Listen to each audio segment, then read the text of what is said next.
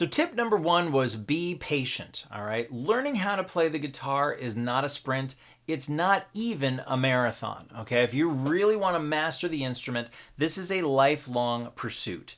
I'll give you an example. Take a look at kids when they're learning to walk. And you look at the kid and they're standing and they fall over a lot. And all the while, the brain is trying to gather information so they can figure out how to balance. And they've done that.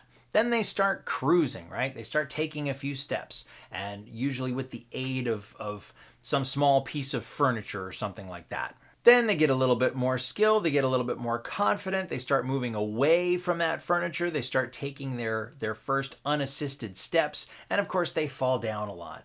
And after a lot of practice, they get to walk, they get to run, okay? So they get to move. And after 3 or 4 years, like they're running around the yard, they're kicking balls, they've got some skills.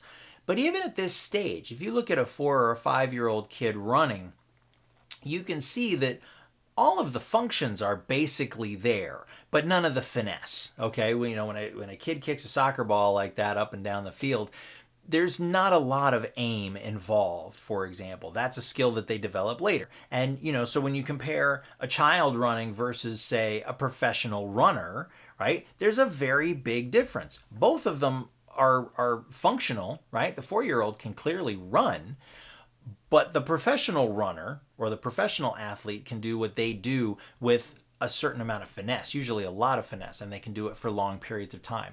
So the guitar is very similar, okay? You can get to a point after a couple of years where you're very competent at what you do. But if you want to develop those next layers of finesse and actual artistry, then it's going to take you a lot longer. It's going to take you a bit more work.